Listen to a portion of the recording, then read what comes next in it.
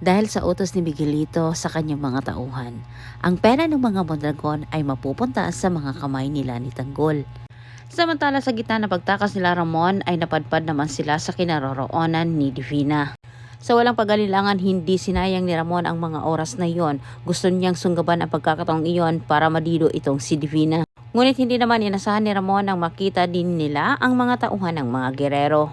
Si Rocky Boy halos sumabog na sa galit. Natakasan siya nila Tanggol at hindi rin niya naabutan ang kanyang mga magulang sa kanilang mansyon. At nalaman na lang niya sa kanilang tauhan na hinahabol ang kanyang mga magulang sa mga gerero para diduin.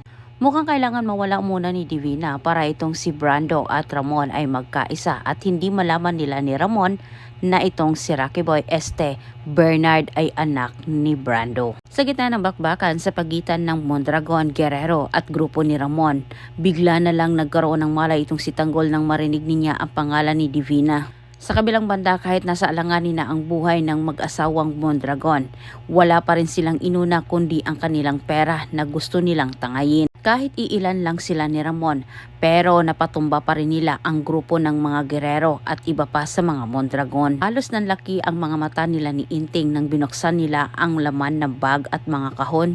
Nakita nila na maraming pera. Sinabi ni Bulldog magagamit umano nila iyon para sa kanilang pagpapalakas. Kahit utos ni Ramon tangayin lahat ng pera.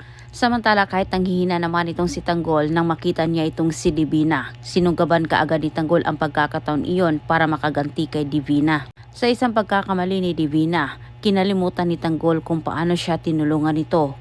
Hindi nagdadalawang isip itong si Tanggol na tapusin itong si Divina. Wala na itong si Divina pero si Brando ay nakipag-agawan kay Ramon sa pera.